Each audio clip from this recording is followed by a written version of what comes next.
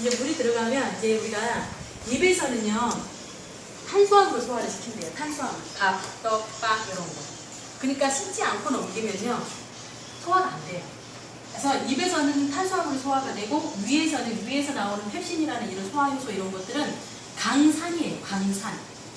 강산은 pH 농도 한 2 정도 된대요. 그러니까 우리 그 자관 이 위에서는 이 소화효소가 강산이기 때문에 뭐냐면 고기 덩어리가 딱 떨어지면 그 모든 게 그냥 분해가 된다고 생각합니다. 그래서 뭐가 돼요? 우리가 비속이 되면 우리 위도 고기 덩어리랑 깎아지는 거죠.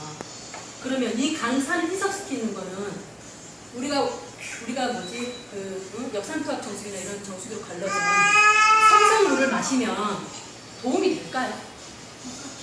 강산의 산을 추가하면 어떻게 될까요? 초강산. 이제 여기 문제점 하나 있어요. 두 번째는 12지장, 위는 강산이에요. 연결된 데가 12지장인데 이 12지장은요 알칼리.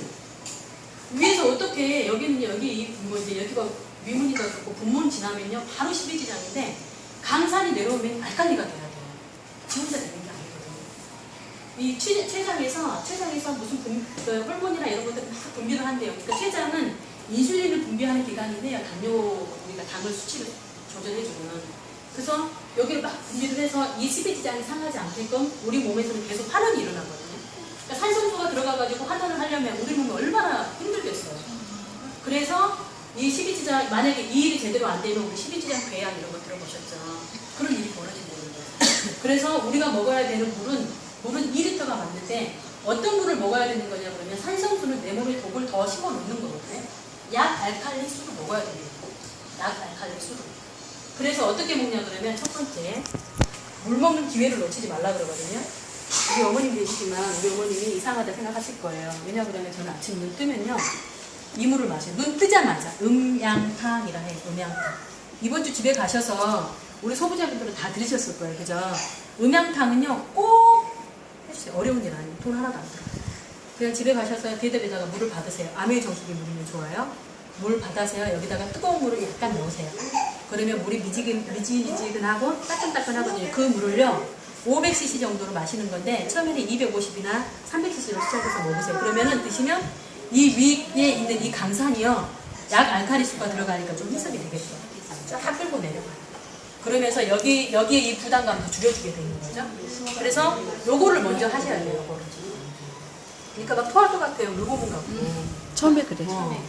처음에는 그래요. 근데 이게 한 일주일에서 7일에서 한 열흘만 지나도요.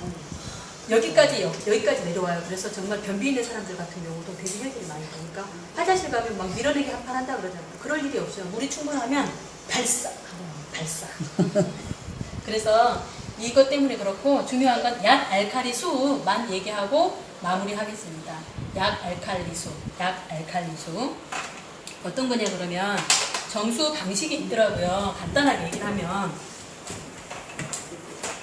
저도 아미를 안 했으면 이런 공부를, 이 생활에 관련된 이런 공부를 안 했겠죠. 우리가 시중에서 쓰고 있는 우리 한국에서 80% 이상이요. 산성물인데 역삼투압. 네, 이거를 역산투압 방식이라고 해요. 역산투압 방식으로 불러요. 역산투압 방식은 뭐냐면 이게 필터라 그러면은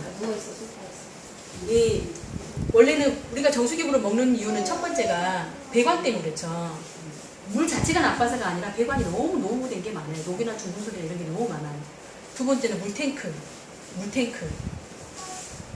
물탱크가 얼마나 지저분한지 알아요. 여담으로 옛날에 제 살았던데 그 빌라였는데 가서 보니까 그 물탱크 안에 노란 물탱크 안에요 쥐가요. 형체가 없고 뼈다귀만 이렇게 남아있어. 꼬랑지 뼈까지 이렇게.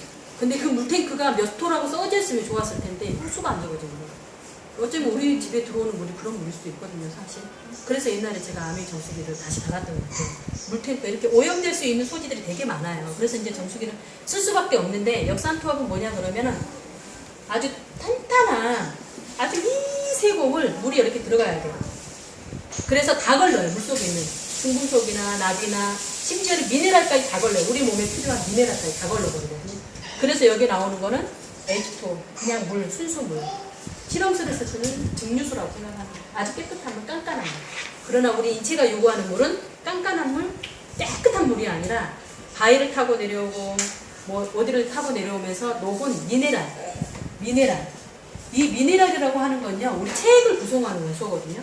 그러니까 우리 그 옛날에 학교 다닐 때 주기율표 보면은 뭐 수소 뭐 이거 외운 거 있죠. 70가지에서 90가지 정도 되는 그 미네랄이 다 녹아 있는 게 물이에요. 그러니까 우리가 먹을 수 있는 가장 적은 돈으로 가장 풍족하게 먹을 수 있는 영양분이 물이거든요. 근데 이것들을 싹 다 걸러버리는 게 이런 거예요. 산소고. 역산투압 방식. 그러니까 시간이 걸리니까 물탱크가 생기죠. 물 수조가 생기죠. 물 수조를 마련을 해야 되잖아요. 여기를 다 지나오는 시간이 걸리니까 전기료 많이 들어가죠. 이래요. 우리나라 물부족권 국가인데 한 잔의 물이 받아들이기 위해서 3잔에서 심지어는 8잔까지도 버려지는 게 역산투압 방식이에요. 젤 계속 나가잖아요. 그래서 우리 미숙이 같은 경우 이걸 알아서 이렇게 세탁기로 연결도 했더라고요. 그렇게 또 지혜로운 사람도 있더라고요. 근데 이제 아미 정수 방식은 뭐냐 그러면 이 역산투압 방식이 아니고요. 두 가지 방식으로 이어져요. 두 가지 방식으로. 이게 원래는 미니어처예요. 한 요만한 크거든요. 싱크대 안에 쏙 들어가요. 그래서 멤브레인이 들어있어서 이게 필터가 어느 수명이 어디까지 있는지를 얘가 체크를 해줘요. 코디가 와서 바꿔주는 게 아니라 파란 불이었던 게 빨간 불로 바뀌면은 플러그를 내가 플러그가 여기 보면은 플러그 들어가는 길 하나, 물 들어가는 길 하나, 물 나오는 길 하나. 이게 다예요. 물탱크가 없어요. 수조가 없어요. 그래서 그냥 수돗물처럼 쓰는 거예요. 그래서 불이 들어오면 뚜껑을 연다. 좀 흔들면 돼요. 뚜껑을 연다. 그리고 이게 이 아메이 정수기의 브레인 시설이에요. 만약에 무슨 일이 생기면 이것만 핸드백에 놓고 가면요. 물을 몇 번 틀었는지까지도 다 기억을 하는. 그래서 이제 필터를 교체를 하면요. 똑같아요. 이렇게 해서 압력을 빼고요. 쭉 올리면 이게 필터예요. 이게 필터예요. 그래서 이걸 분해를 해서 요건 이제 누렇거나 까맣거나 파랗고 수조 페인트로 파란색으로 칠하면요. 파랗더라고요. 그래서 요거 버리고 다시 새 거를 넣으면 되는데 소비자분들이 요걸 여기에 있는 물 보고 놀래요. 내가 아메이 정수기 물 이런 물 먹었어? 아니요, 이거는 수돗물입니다. 이거 수돗물이고 이 더러운 물을 얘가 다 걸러서 이렇게 직수로 나오는 거거든요. 그러니까 쌀 씻을 때부터 과일 씻을 때부터 야채 씻을 때부터 다 쓰는 거예요.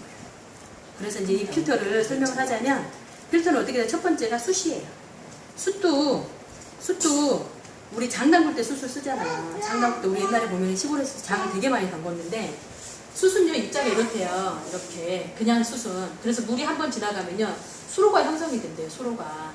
그래서 얘네들이 일을 안 하고 여기만 일을 하게 되는 거예요. 그러니까 그 역산투압 정수기 안에도 숯 필터가 들어있어요. 활성탄이라고. 그러나 요거는 이쪽은 일을 하고 이쪽은 일 안 하고 엉켜 붙었던 게 나중에 확 나올 수 있는 거고. 그래서 활성탄이 좋기는 하지만 수명이 짧아요. 근데 요거는 뭐냐 그러면 아주 완전 압축을 해서요. 잠실 주 경기장의 6배, 축구 경기장이 뭐 366배라나? 이렇게 해서 수술인데 이 수술 쓰는 이유는 뭐냐 그러면 물속에 들어있는 유기물이 있고 무기물이 있대요.